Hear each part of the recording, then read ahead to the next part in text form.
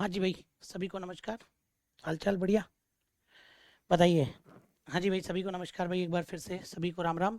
तो एक बार बता दीजिए आप लोग, आवाज़ प्रॉपर आ रही है? आवाज़ वगैरह प्रॉपर आ रही है क्या आप लोगों को? फटाफट से कमेंट करके बताइए आप लोग। आवाज़ वगैरह प्रॉपर आ रही है, दिखाई वगैरह दे रहा है आप लोगों को एकदम सिस्टमेटिक तरीके से? फटाफट से बता दीजिए आप लोग एक बार। हाँ जी, प्रॉपर आवाज़ आ रही है, प्रॉपर दिखाई दे रहा है, तो एक बार कमेंट करके बताइएगा फटाफट से। हाँ जी, कमेंट करके बता दो एक बार, 1 मिनट भाई, है ना।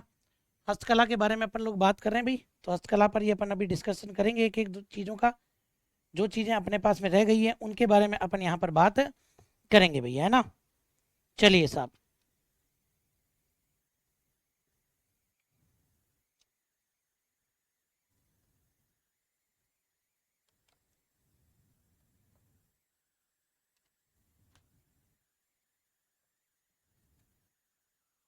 हाँ जी भाई, चलिए, तो अपन ने फट चित्रांकन के बारे में बात कर ली थी एक तो।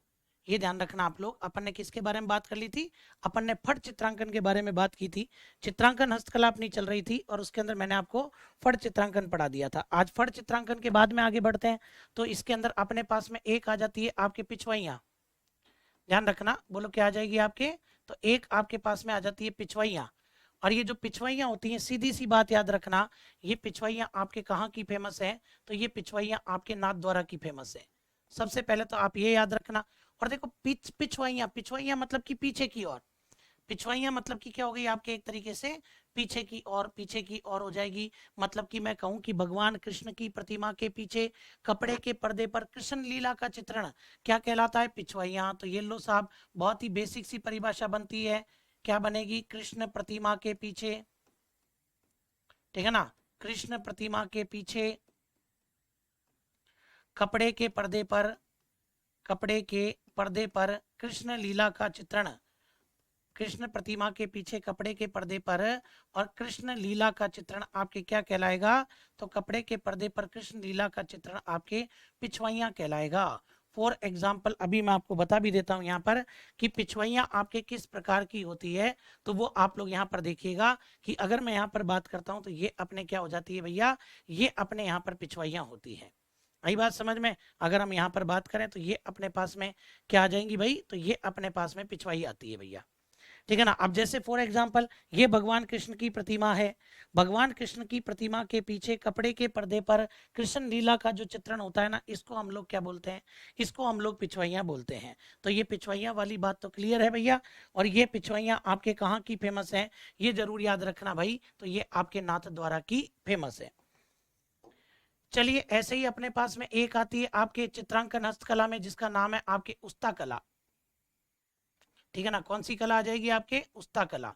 तो देखो आप लोग, उस्ता कला के बारे में भी अगर अपन बात करें, पहली बात तो उस्ता कला फेमस कहाँ की है? तो ये उस्ता कला आपके बीकानेर की फेमस है।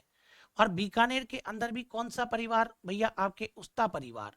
ध्यान रखना, उस्ता एक मुस्लिम परिवार है विशेषकर। तो ये ध्यान रख लेना आप लोग कि उस्ता परिवार की ये कला आपके फेमस है भाई, ठीक है ना। इसके बारे में अगर अपने पास में प्रश्न आ जाए उस्ता कला को लेकर के, तो विशेषकर अपने को क्या याद रखना है? सबसे पहली बात तो उस्ता कला होती क्या है? तो आपके ऊंट की खाल पर स्वर्णिम नक्काशी। ऊंट की खाल पर हम गोल्डन डिजाइनिंग कर देते हैं, तो उसके उसको अपन बोलते हैं उस्ता कला। ये जरूर याद रखना कि ऊंट की खाल पर स्वर्णिम नक्काशी को हम लोग क्या बोलते हैं? उस्ता कला बोलते हैं। और ये जो उस्ता कला आप लोग यहाँ पर देख रहे हैं, इसका एक छोटा सा क्वेश्चन ये बनता है कि भैया उस्ता कला के कलाकार को उस्ताद कहते हैं, ठीक है ना। ये जो उस्ता कला है, इसका जो कलाकार होता है, उस कलाकार को हम लोग क्या बोलते हैं भैया? उस्ताद कहते हैं। तो ये भी आप लोग ध्यान रख लेना, ठीक है ना। ये उस्ता कला आई कहाँ से थी? तो ये ध्यान रखना, इस उस्ता कला का आगमन आपके लाहौर से आगमन हुआ था, ठीक है ना। कहाँ से आई थी ये आपके? तो ये आपके लाहौर से आई थी। किसके काल में ये आपके लाहौर से आई थी? तो ये ध्यान रखना, ये आपके बीकानेर के अंदर महाराजा राय सिंह जो थे,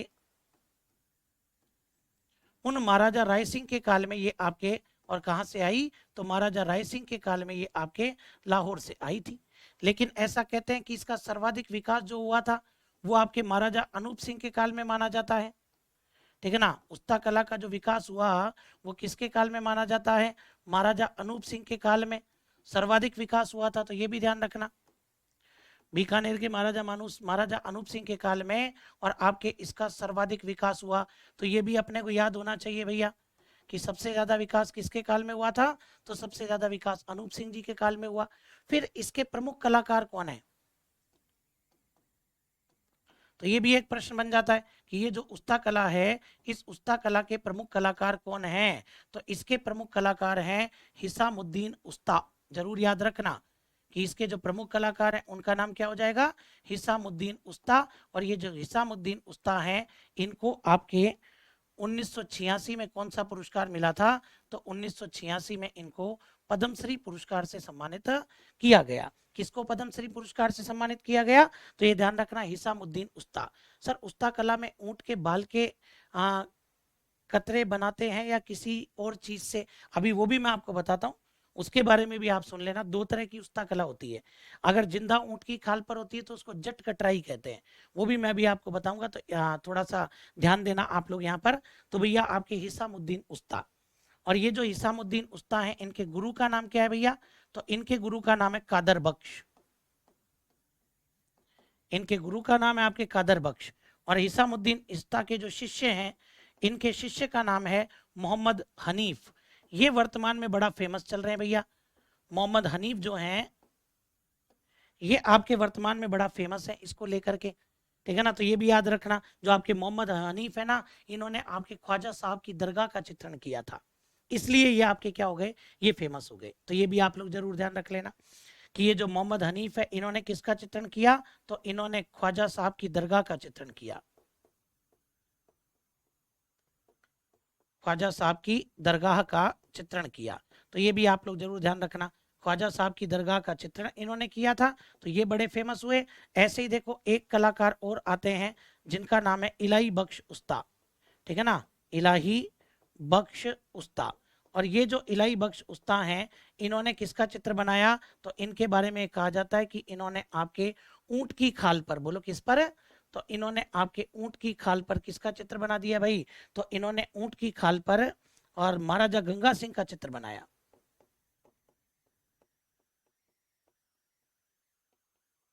ठीक है, महाराजा गंगा सिंह का चित्रण किया था इन्होंने आपके ऊंट की खाल पर। तो ये भी जरूर याद रख लेना। और ऐसा कहते हैं कि इस उस्ता कला को सिखाने के लिए 15 मई 1975 को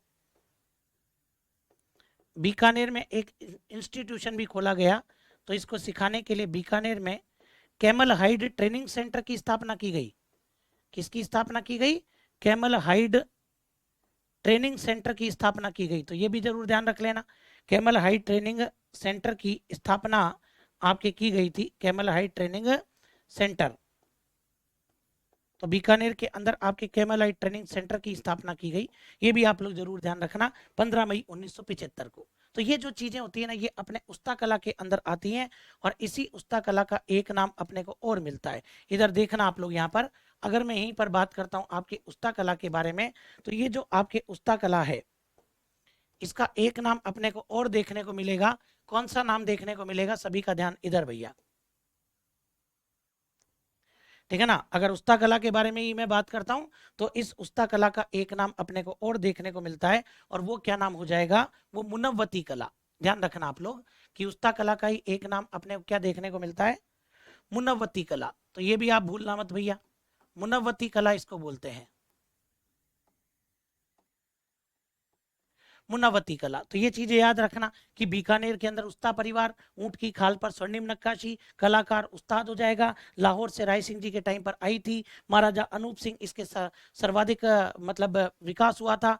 हिसामुद्दीन उस्ताद जिनको पद्मश्री मिला, गुरु कादर बख्श, मोहम्मद हनीफ वर्तमान में बड़े फेमस हैं, ख्वाजा साहब की दरगाह का इन्होंने चित्र बनाया। इलाही बख्श उस्ता ऊंट की खाल पर महाराजा गंगा सिंह का चित्र बनाया था इन्होंने, जो वर्तमान में यूएनओ में है भैया। सबसे बड़ी बात, वर्तमान में यूएनओ के कार्यालय में लगा हुआ है ये चित्र गंगा सिंह जी वाला, ये भी ध्यान रखना आप लोग। और 15 मई 1975 को बीकानेर में कैमल हाइट ट्रेनिंग सेंटर की स्थापना की गई। और ये जो उस्ता कला है, ये आपके होती किस प्रकार की है, तो वो भी आप लोग देख लो। दो तरीके यहाँ पर मैं आपको बताऊंगा उस्ता कला के, सभी का ध्यान इधर होना चाहिए भैया। एक तो अपने पास में आ जाता है उस्ता कला को लेकर के ये वाला पैटर्न, ये ऊंट की खाल पर। और दूसरा मैं आपको और बताता हूँ कि उस्ता कला को लेकर के और कौन सा पैटर्न अपने पास में आता है, तो ये भी आपके उस्ता आर्ट है। ये दूसरे नंबर पर जो आप देख रहे हो ना, ये भी आपके उस्ता आर्ट है। बिल्कुल मैंने आपको दिखा दिया ना यहाँ पर, तो ये एक बार आप लोग फटाफट से क्लियर करो, फिर एक चीज एक्सप्लेन करूंगा इसके अंदर। ठीक है ना, ऊंट की खाल पर जो अपन स्वर्णिम नक्काशी करते हैं ना, उसको अपन उस्ता कला कहते हैं। जरूर याद रखना ये वाली बात आप लोग। ठीक है ना, कैमलाइट ट्रेनिंग सेंटर भी जरूर याद रख लेना।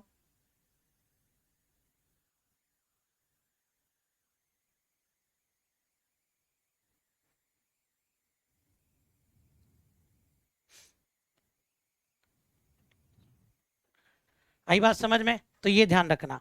अब वर्तमान में अगर मैं बात करता हूं, तो वर्तमान के अंदर आप लोग देखेंगे कि अपने जो कांच की वस्तुएं हैं, अपनी लकड़ी की जो वस्तुएं हैं, ये ध्यान रख लेना। और वर्तमान में अगर मैं बात करता हूं अपनी जो मिट्टी की वस्तुएं, उन पर भी ये काम किया जाने लगा है। आई बात समझ में, तो ये ध्यान रखना आप लोग। जैसे अगर अपन बात करते हैं तो वर्तमान में कांच, लकड़ी, धातु, विशेषकर पीतल, धातु, कांच, लकड़ी, धातु, और एक आपके और आ जाएगा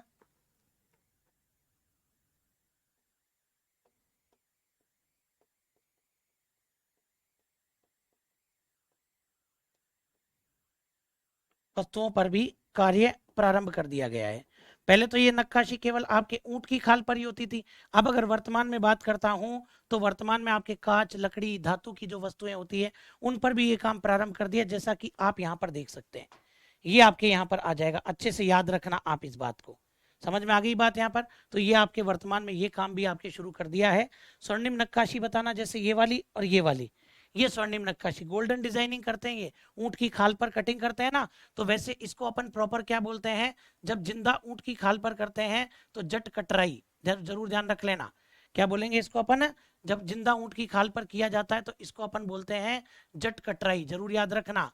तो जिंदा ऊंट की खाल पर आपके जट कटराई बोलते हैं। और वैसे अगर अपन बात करते हैं यहाँ पर, तो इस प्रकार बर्तनों पर किया जाता है, तो ये मुनव्वती कला हो जाती है। दोनों है उस्ता कला का ही भाग है।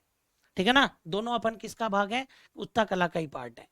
समझ गए, ये चीज आप लोग ध्यान रख लेना। फटाफट से आप क्लियर कर लीजिए इसको, तुरंत क्लियर कीजिएगा भाई।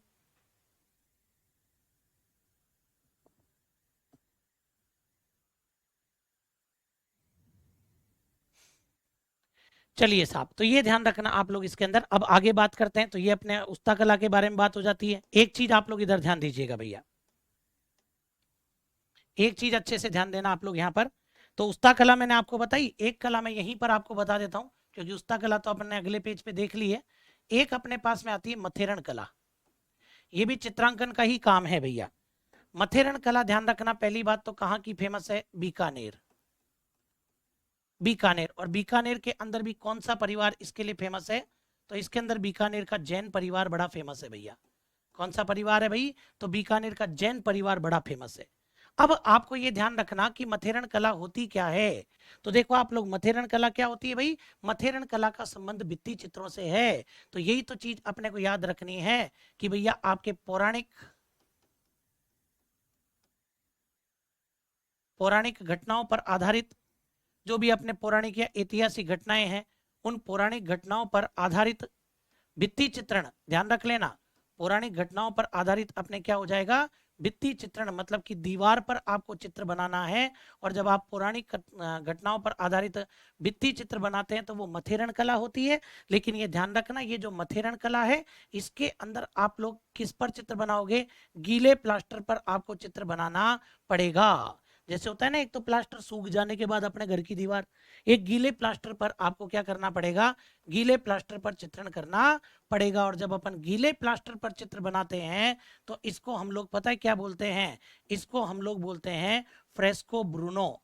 जरूर ध्यान रखना, जब गीले प्लास्टर पर चित्र बनाते हैं तो इसको अपन फ्रेस्को ब्रूनो बोलते हैं। तभी तो अजंता एलोरा की गुफाओं में फ्रेस्को ब्रूनो का प्रयोग किया गया है। हम लोग राजस्थानी इतना जानते नहीं है, तो हम लोग इसको क्या बोलते हैं, आला गीला। हम लोग इसको क्या बोलेंगे, आला गीला बोलते हैं। वैसे ही इसको कहा जाता है अरायश। तो ये ध्यान रखना आप लोग, फ्रेस्को ब्रूनो, आला गीला, अरायश पद्धति का प्रयोग इसके अंदर किया जाता है। ठीक है ना, और ये जो पद्धति है, इसको शेखावाटी में क्या बोलते हैं, ये भी ध्यान रखना। शेखावाटी में इसको पणा बोलते हैं, शेखावाटी में इसको क्या बोलेंगे, तो शेखावाटी में इसे पणा कहा जाता है। तो ये भी आप लोग याद रखना कि शेखावाटी में इसको क्या कहा जाता है भैया, तो शेखावाटी के अंदर इसको पणा बोलते हैं। समझ गए मेरी बात को, ये ध्यान रखना आप लोग कि गीले प्लास्टर पर हम चित्र बनाएंगे। ध्यान रखना, ये बीकानेर की फेमस है मथेरन कला, गीले प्लास्टर पर ही चित्र बनाते हैं। और वो आपके फ्रेस्को ब्रूनो, आला गीला या अराइश पद्धति जिसको अपन बोलते हैं, अराइश पद्धति को वैसे मैं आपको बता दूं मोराकशी भी बोलते हैं। जब आप लोग पढ़ेंगे तब चित्रकला, तब मैं आपको लिखाऊंगा कि जो अराइश पद्धति है उसका सबसे पहले प्रयोग मुगल काल में ये अपने इटली से भारत आई थी, और सबसे पहले इसका प्रयोग अपने आमेर में हुआ था मानसिंह जी के टाइम पर। ठीक है ना, सबसे पहले तो यही आप लोग ध्यान रख लेना। शेखावाटी में इसको पणा बोलते हैं। अगर इसके कलाकार में देखूं कि ये जो मथेरन कला है इसके कलाकार कौन है भैया, तो मथेरन कला के कलाकारों में नाम आता है मुन्नालाल, चंदूलाल, मुन्ना चंदू बच्चों के नाम है ना, मुन्ना चंदू, एक मुकुंद, एक मुकुंद नाम आ जाएगा। और एक तो अपने नाम के आगे ही क्या लगाता है, ये सभी अपने नाम के आगे मथेरन लगाते हैं, जय किशन मथेरन, जय किशन मथेरन, ध्यान रखना। तो ये सब आपके इसी के कलाकार हो गए, तो ये आपके मथेरन कला हो जाती है भैया। ठीक है ना, ये भी याद रखना। तो उस्ता कला बता दी मैंने आपको, मथेरन कला मैंने आपको बता दी। अब इसके बाद में आगे बढ़ते हैं भैया। इसके बाद में अपने पास में एक आती है जिसका नाम है मिनीएचर पेंटिंग, जरूर ध्यान से देखना। मिनीएचर पेंटिंग जिसको अपन बोलते हैं, और ये जो मिनीएचर पेंटिंग है इसको अगर मैं बात करूं तो हम हिंदी में क्या बोलेंगे भैया, सूक्ष्म चित्रण इसको अपन बोलेंगे भैया। मिनीएचर पेंटिंग मतलब कि सूक्ष्म चित्रण, जरूर याद रखना भैया, मिनीएचर पेंटिंग सूक्ष्म चित्रण। पहली बात तो ये कहाँ का फेमस है, ये किशनगढ़ अजमेर का फेमस है। ये जो मिनीएचर पेंटिंग वाला मामला है ना, ये कहाँ का फेमस है भैया, तो ये आपके किशनगढ़ अजमेर का फेमस है। ये सब चित्रांकन हस्तकला की तो पार्ट है, किशनगढ़ अजमेर का फेमस है। और ये ध्यान रखना इसके अंदर क्या किया जाता है, बारीक वस्तुओं पर चित्र बनाना। ठीक है ना, यही चीज आप ध्यान रख लेना, बारीक वस्तुओं पर कारीगरी, बारीक वस्तुओं पर चित्रण, बारीक वस्तुओं पर चित्रण। भैया बारीक वस्तुओं से मतलब क्या है, जैसे चावल का दाना, चावल या राई का दाना,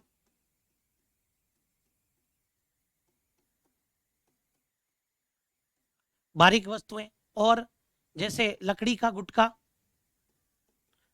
लकड़ी का छोटा टुकड़ा,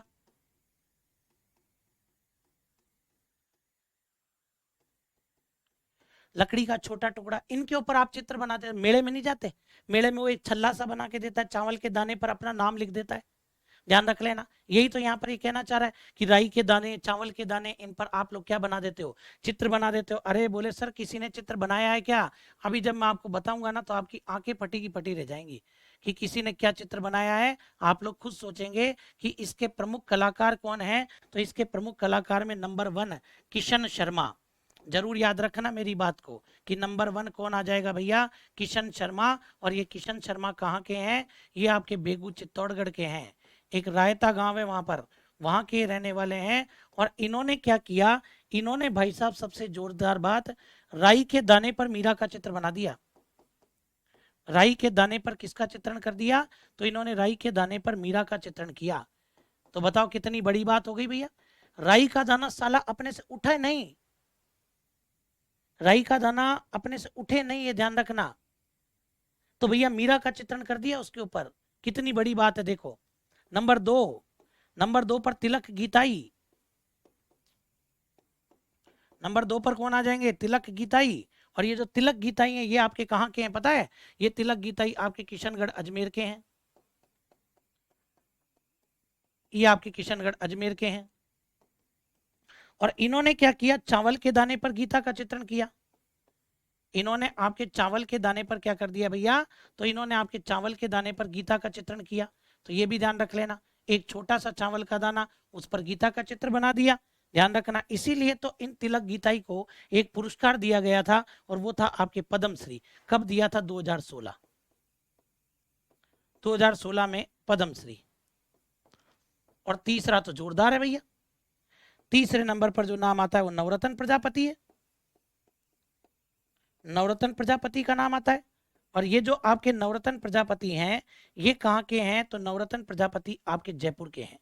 कहाँ के हो जाएंगे, तो ये नवरत्न प्रजापति आपके जयपुर के हो जाएंगे, ठीक है ना। हाँ जी, पहचाना किसने, मीरा, मीरा है। अरे भाई साहब वो लेंस से देख लेते हैं ना, पहचाना किसने क्या, इसने बनाया भी लेंस कोई रखकर ही था, ऐसे नहीं बनाते। वो एक लेंस होता है जिससे बड़ा भारी दिखता है, फिर उसके ऊपर चित्र बनाया था भैया। आई बात समझ में, ये ध्यान रखना। वैसे ही आपके इन्होंने भी वही किया, तिल चावल के दाने पर गीता का चित्रण, गीता मतलब वो अर्जुन का वो कृष्ण जी वाला चित्र बना दिया रे। और फिर आपके नवरत्न प्रजापति जयपुर के हैं, इन्होंने तो धमाका ही कर दिया भैया। इन्होंने क्या धमाका किया वो देखो आप लोग यहाँ पर। नवरत्न प्रजापति ने सबसे पहली बात तो ये देखो आप लोग कि भाई साहब पेंसिल की नोक पर उकेरी सरदार वल्लभ भाई पटेल की प्रतिमा, समझ गए मेरी बात को, पेंसिल की नोक पर उकेरी सरदार वल्लभ भाई पटेल की प्रतिमा। जयपुर शहर के आर्टिस्ट नवल प्रजापति ने सरदार वल्लभ भाई पटेल की पेंसिल की नोक पर प्रतिमा बना दी। ये जो आप देख रहे हो ना, ये पेंसिल होती है ना, इसकी नोक पर प्रतिमा बना दी, ध्यान रखना। और इंडिया बुक ऑफ रिकॉर्ड में नाम दर्ज कराया। उन्होंने सरदार पटेल की 1.4 सेंटीमीटर की प्रतिमा बनाई, ध्यान रख लेना। नवरत्न ने बताया कि उन्होंने प्रतिमा 2 ही दिन में बना दी बोले। इस दौरान 2 बार पेंसिल टूट भी गई थी। उन्होंने बताया कि इसे बनाने के लिए उन्होंने सुई भी बारीक किया और फिर उससे कलाकृति बनाई। वे इससे पहले पेंसिल की नोक पर गणपति, महाराणा प्रताप, भीमराव अंबेडकर की प्रतिमा उकेर चुके हैं। उन्होंने 2010 में चने की दाल को मोटरसाइकिल का रूप दे दिया था, ठीक है ना, जिसके लिए उन्हें गिनीज बुक को। और 2006 में सबसे छोटी लालटेन बनाने के लिए, 2006 में सबसे छोटी लालटेन इन्होंने ही बनाई थी। तो ये ध्यान रखना आप लोग, इनके बारे में ये भी अपने को चीजें मिलती हैं। ये नवरत्न प्रजापति की तो बातें हैं सारी, आई बात समझ में। तो ये इनके बारे में बताया जाता है। और अभी आप लोग देखो भाई, एक चीज और बताता हूँ। ये जो आपके नवरत्न प्रजापति हैं इन्हीं की एक और बात देख लो आप लोग यहाँ पर, ठीक है ना। ये लो साहब, जयपुर के मूर्तिकार नवरत्न की दुल्हन अब डिस्कवरी पर, जयपुर के जो कलाकार हैं उनकी और दुल्हन अब डिस्कवरी पर, जयपुर के Guinness book world record holder मूर्तिकार नवरत्न प्रजापति की कलाकृति दुल्हन, कलाकृति दुल्हन दुल्हन बनाई है इन्होंने, जो जल्दी डिस्कवरी चैनल पर दिखाई जाएगी। नवरत्न ने बताया कि यह कृति की सुंदरता को देखकर कई वर्ष पहले सूचना जनसंपर्क मंत्री भवानी सिंह राजावत ने भी दुल्हन की कृति को और आपके वार्षिक कैलेंडर में छपवाया था। और अब इस कलाकृति के हाव भाव व राजस्थानी घूंघट के पीछे सुंदरता को देखकर डिस्कवरी चैनल पर दिखाया जाएगा। तो पेंसिल की नोक पर दुल्हन भी बना दी भाई साहब, जिसको दुल्हन नहीं मिले इनसे संपर्क करें, पेंसिल की नोक ले जाएं, साथ पेंसिल ले जाएं, उस पर दुल्हन बना के दे देंगे भाई साहब। तो ये जरूर ध्यान रखना, क्या जोरदार आर्टिस्ट है। हाँ, ये नवरत्न प्रजापति की ही बातें हैं। ये दोनों की दोनों बातें जो मैंने यहाँ पर रखी हैं, ये आपके नंबर 1 और ये आपके नंबर 2, ये दोनों बातें नवरत्न प्रजापति की हैं। समझ गए होंगे आप मेरी बात को, बताइए फटाफट से क्लियर कीजिएगा भाई इसको, फटाफट से क्लियर कीजिए। तो ये अपने चित्रांकन हस्तकला भी क्या हो जाती है आपके समाप्त।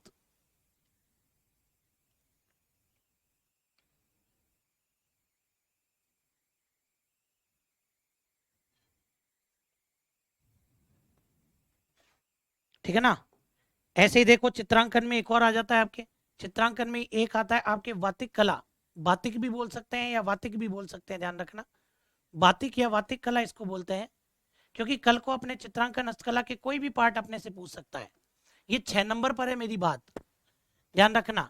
और अगर कोई दिमाग लगा, ये मेरा 5 नंबर पर है, बता देता हूं आप लोगों को। ऐसे ही ये ध्यान रखना, ये 4 नंबर है, ये आपके कितने नंबर हो जाएगा, 3 नंबर है, ये आपके 2 नंबर है, और 1 नंबर मैं आपको ऑलरेडी पढ़ा चुका हूं। 1 नंबर फट चित्रांकन में आपको पढ़ा चुका हूं, ध्यान रखना। अब वातिक कला क्या होती है वो अपन और देख लेते हैं भाई साहब। देखो इसके अंदर क्या करना, सबसे पहले एक कपड़ा लेना, ऐसा कहते हैं कि कपड़े पर मोम की परत चढ़ाकर, कपड़े पर मोम की परत चढ़ाकर चित्रांकन करना। मतलब कि आपके पहले मोम की परत चढ़ाओ कपड़े के ऊपर, फिर उसके ऊपर क्या करना, चित्रांकन करना। ये आपकी बातिक कला कहलाता है। और बातिक कला के अंदर आपको जो ध्यान रखना है कि इसके प्रमुख कलाकार कौन है। बोले सर फेमस कहाँ की, ये तो बताया ही नहीं आपने। खंडेला लिख दो आप तो सीधे ही, कहाँ की, खंडेला की फेमस है, ध्यान रखना। खंडेला सीकर, तो ये आपके खंडेला सीकर की फेमस है, ठीक है ना। हाँ जी, क्या हो गया भाई? हाँ, आशीष जी क्या कहना चाह रहे हैं, बताइए। ये खंडेला सीकर की फेमस है वातिक कला, ये ध्यान रखना। फिर इसके कलाकार हैं एक तो उमेश चंद्र शर्मा, ठीक है ना, क्या हो जाएगा आपके, उमेश चंद्र शर्मा, उमेश चंद्र शर्मा। अब ये जो उमेश चंद्र शर्मा है, इनको आपके 1984 में ऐसा कहते हैं कि ये आपके मास्टर क्राफ्टमैन के लिए चयनित हुए। इनको नाम दिया, बोले क्या, मास्टर क्राफ्टमैन, मास्टर क्राफ्टमैन इनको चुना गया था 1984 के अंदर, ठीक है ना। हाँ जी, बिल्कुल बिल्कुल, वैसा भी लिख देंगे तो पूरे नंबर, हाँ बिल्कुल 100% ही मिलेंगे। पूरे तो नहीं देता है कभी भी, लेकिन हाँ छोटे में तो पूरे ही मिल जाएंगे। और जो बड़ा मामला होता है ना, उसके अंदर आपके और आप लिख दोगे तो भाई वो 1-2 नंबर काटता है 10 नंबर वालों में, बाकी पूरे दे देता है ना। देखो आप लोग, तो प्रमुख कलाकार उमेश चंद शर्मा, 1984 में इनको मास्टर क्राफ्टमैन चुना गया। ये तो पहले कलाकार हो गए। नंबर 2, अब्दुल मजीद, अब्दुल मजीद, ये ध्यान रखना, अब्दुल मजीद कहाँ के हैं, उदयपुर। अब्दुल मजीद कहाँ के हो जाएंगे, उदयपुर। और इनको क्या कहा जाता है, इनको कहा जाता है बातिक का शांति निकेतन। ध्यान रखना, इनको क्या कहते हैं, तो इनको बातिक का शांति निकेतन कहते हैं। तो आपसे पूछे कि बातिक का शांति निकेतन किसको कहते हैं, तो बातिक का शांति निकेतन अब्दुल मजीद को कहते हैं। जबकि मास्टर क्राफ्टमैन के लिए कौन चुने गए थे, तो मास्टर क्राफ्टमैन के लिए आपके, और ये ध्यान रखना कौन, ये उमेश चंद्र शर्मा, ठीक है। फटाफट से इसको भी क्लियर कर लीजिए आप लोग, डेट्स क्लियर। हाँ, अब इसके बाद में आगे बढ़ते हैं भैया। तो ये अपने एक बार क्लियर कर लीजिए आप लोग, इसके बाद मैं आगे बात करूंगा। तो इसके बाद में अपने पास में आ जाती है कास्ट कला।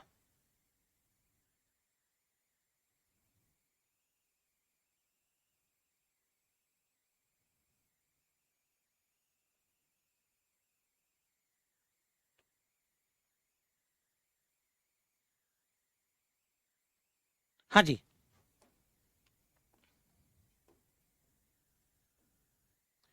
लीजिए भाई साहब, इसके बाद में जो अपने पास में आती है वो कौन सी कला है, कास्ट कला।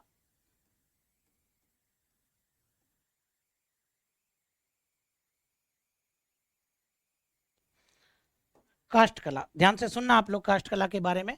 सबसे पहली बात तो ये कि बोले सर ये कास्ट कला फेमस कहाँ की है। सबसे पहले तो यही पता लग जाए तो मजा आ जाए कि ये जो कास्ट कला है ये आपके फेमस कहाँ की है। तो आप लोग देखिएगा इसके अंदर, ठीक है ना, कि ये कास्ट कला आपके कहाँ की फेमस है भैया। तो सबसे पहले तो अपने को यही पता लग जाए, देखिएगा, कास्ट कला बस्सी चित्तौड़गढ़ की फेमस है भाई, सुपर इंपोर्टेंट। लिखवा सकता है अपने से, बस्सी चित्तौड़गढ़ की फेमस है, एक तो ये ध्यान रखना। जो आप में से आरएस मेंस की तैयारी करते हैं उनको तो जरूर ध्यान रखनी है कास्ट कला। और एक आपके फेमस है कहाँ की, तो एक आपके ये ध्यान रख लेना, जेठाना, बस्सी चित्तौड़गढ़। और एक आपके कहाँ की फेमस है, जेठाना। और जेठाना कहाँ पड़ता है भैया, डूंगरपुर। तो जेठाना डूंगरपुर की भी फेमस है, ठीक है ना। हाँ बिल्कुल बिल्कुल चल जाएगा, बिल्कुल परफेक्ट है भाई प्रतीक जी, ठीक है। तो एक तो बस्सी चित्तौड़गढ़ की फेमस है आपके कास्ट कला, और एक आपके जेठाना डूंगरपुर की कास्ट कला फेमस है, ये ध्यान रखना। दूसरे नंबर पर अगर मैं बात करता हूं, तो ऐसा कहते हैं कि 1652 में, 1600 भैया मैं यूं कहूं कि ये जो कास्ट कला है, इस कास्ट कला के जन्मदाता कौन है भैया। तो कास्ट कला के जन्मदाता कौन हो जाएंगे आपके, तो कास्ट कला के जन्मदाता हैं प्रभात जी सुथार।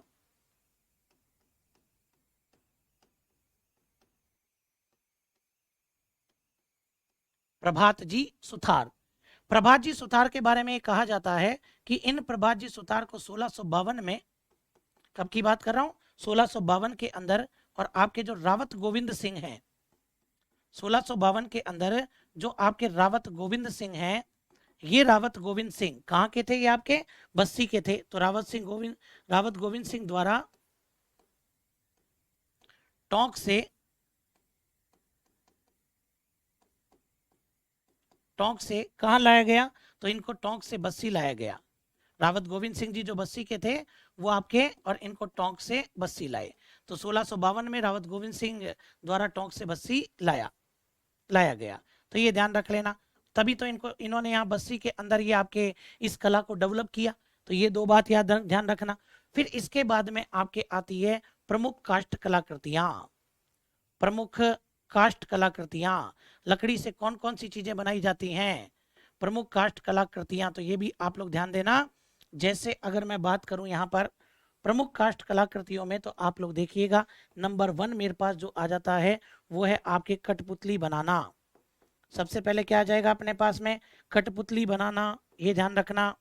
लकड़ी से ही तो बनती है कठपुतली आपके, कठपुतली लकड़ी से ही बनती है। नंबर 2 काष्ठ कला के अंदर तो वो आपके आ जाता है कावड़। नंबर 2 पर क्या आ जाएगा? कावड़। नंबर 3 पर अगर मैं बात करता हूं तो अभी देखते हैं पहले, लेकिन इससे पहले ये दो देखते हैं अपन। कठपुतली बनाने के लिए नंबर 1 भाई साहब उदयपुर। उदयपुर, उदयपुर नहीं तो फिर आपके बस्सी। बस्सी चित्तौड़गढ़ वाला, ये ध्यान रखना। उदयपुर नहीं तो आपके बस्सी चित्तौड़गढ़, और बस्सी चित्तौड़गढ़ के अलावा एक नाम फिर और दे देना, जयपुर। तो ये 3 आपके फेमस हैं, उदयपुर, बस्सी और जयपुर, ये ध्यान रखना। इनमें मेन आपके कौन सा है? सबसे मेन आपके उदयपुर है। कठपुतली निर्माण के लिए आपके उदयपुर प्रसिद्ध है। और ध्यान रखना अल्डू वृक्ष की लकड़ी से कठपुतली बनाई जाती है, जो मैं आपको ऑलरेडी बता चुका हूँ। ध्यान सुन लेना भाई आप लोग अच्छे से। अगर आप लोग देखते हैं कि भाई कठपुतली कैसे होती है, तो अपन जानते हैं। तो भाई ये कठपुतली होती कैसे है? तो ये जितनी भी अपन देख रहे हैं ना, ये यहाँ पर आपके क्या है भाई? ये आपके कठपुतली ही तो होती है भैया। समझ गए मेरी बात को? ये जितनी भी अपन यहाँ पर देख रहे हैं, ये सब अपने यहाँ पर क्या हो जाएंगी आपके? ये कठपुतली ही तो है भाई। अगर यहाँ पर अपन बात करते हैं कि कठपुतली आपके कैसी होती है, तो आप लोगों को पता लग ही गया होगा अब तो। ये जो अपन यहाँ पर देख रहे हैं, ये अपने क्या है भैया? ये अपने कठपुतली का ही डिजाइन है।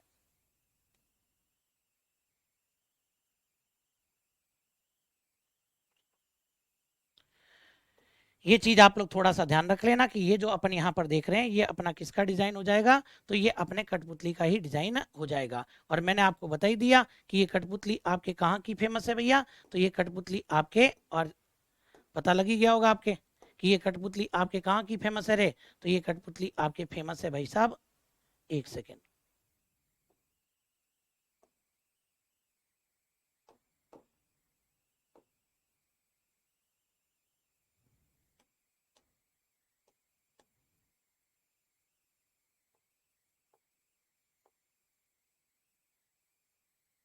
एक सेकेंड रुकिएगा भैया आप लोग।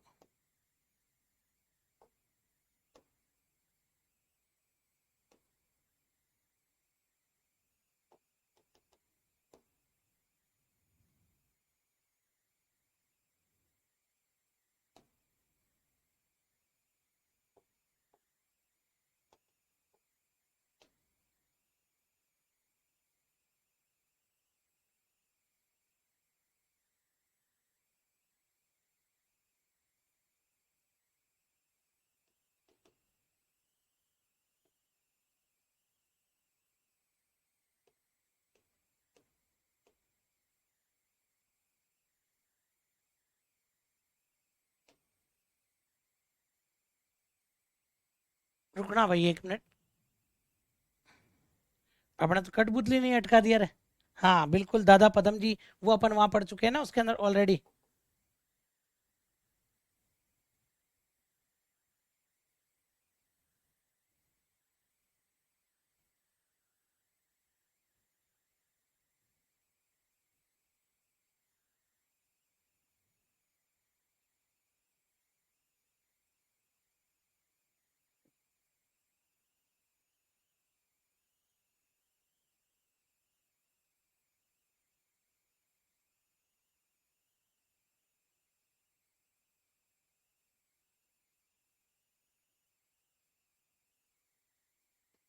हाँ जी बिल्कुल, अपने तो कठपुतली ने अटका दिया भैया, अब अपन क्या करें?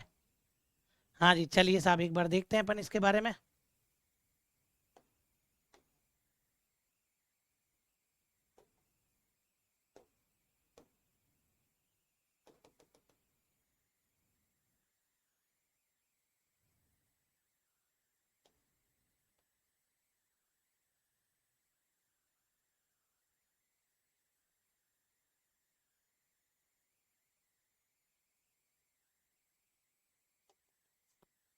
चलिए, तो एक बार शायद मेरे को लगता है कि ऑफ ही करना पड़ेगा एक बार तो, तभी जा करके अपन पहुंच पाएंगे यहाँ तक तो।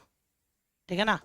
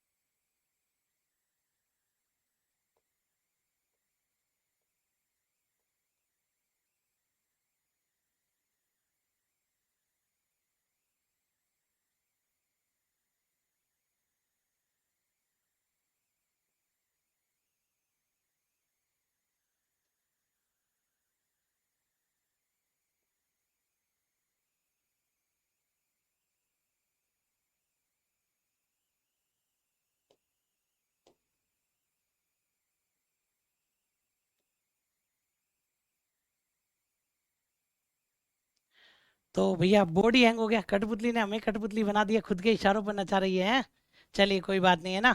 चलो तो एक बार मैं इस बोर्ड को ऑफ करके फिर चालू करता हूँ, लेकिन इसमें एक दिक्कत आएगी रे। ऑफ करके चालू किया तो अपनी पीडीएफ, वो पीडीएफ बनानी पड़ेगी फिर भाई साहब। चलो कोई ना, एक बार चालू ही कर लेते हैं अपन ऑफ करके।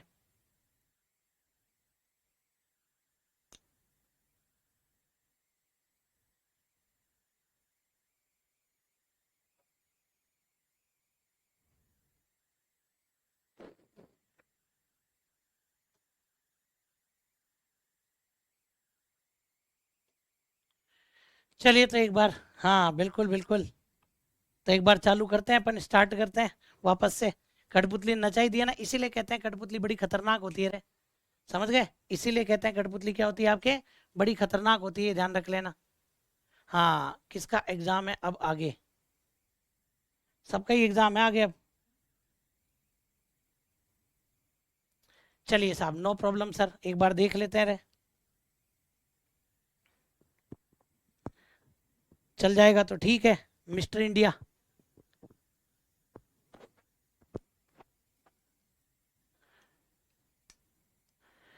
चलिए तो बताइए आप लोग, जब तक ये बोर्ड चालू हो तब तक आप अपनी बात कर सकते हैं। हाँ जी, बताइए आप लोग। जब तक बोर्ड चालू होता है तब तक अपन अपनी बात करते हैं यहाँ पर, है ना? बोलिए साहब।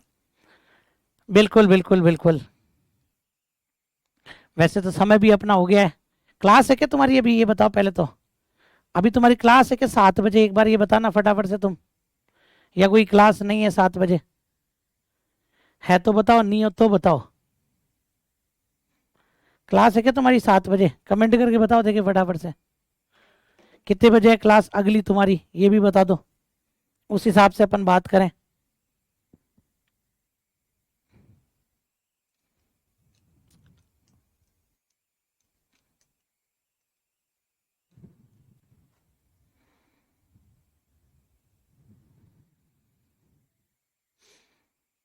चलिए साहब।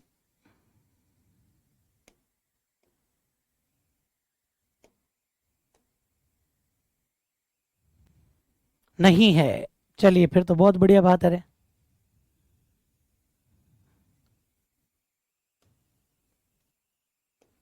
अल-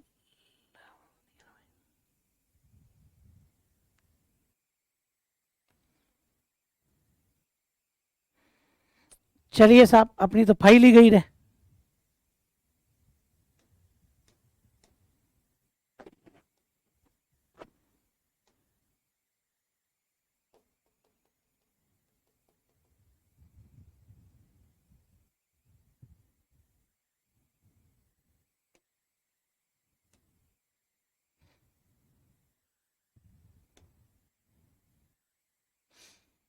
हाँ जी भाई, अभी कोई क्लास नहीं है। चलिए तो एक बार अपन देख लेते हैं वापस ही अब अपने इसको, ठीक है ना? कास्ट कला के बारे में अपन एक बार पढ़ लेते हैं वापस से, है ना? बाकी 4 हैं, उनको या तो आप देख लेना, एक बार लिख लेना, नहीं तो मैं उनको बोल दूंगा वो पीडीएफ वगैरह आपके करवा देंगे, है ना? 4 जो है उनके अंदर अपन देख लेंगे, वो पीडीएफ वगैरह वो करवा देंगे, है ना वैसे तो आपको। लेकिन इसके आगे की जो है वो मैं आपको एक बार बता देता हूँ भैया। चलिए तो भैया ना, तो देखो अब आप लोग यहाँ पर, अगर मैं यहाँ पर बात करूँ आपसे सबसे पहले, तो अब अपने पास में जो कला आती है वो मैंने आपको बताया था कौन सी आ जाएगी आपके। तो अपने पास में जो कला आएगी उसका नाम है आपके काष्ठ कला, ठीक है ना? काष्ठ कला के बारे में अपन यहाँ पर बात करेंगे। काष्ठ कला के अंदर सबसे पहली चीज मैंने आपको क्या बताई थी, हाँ, अब कर लेना बस। सर जी वीडियो भी हैंग हो रहा है शायद, ऐसा हो रहा है क्या? एक सेकंड चेक कर लेता हूँ मैं एक बार।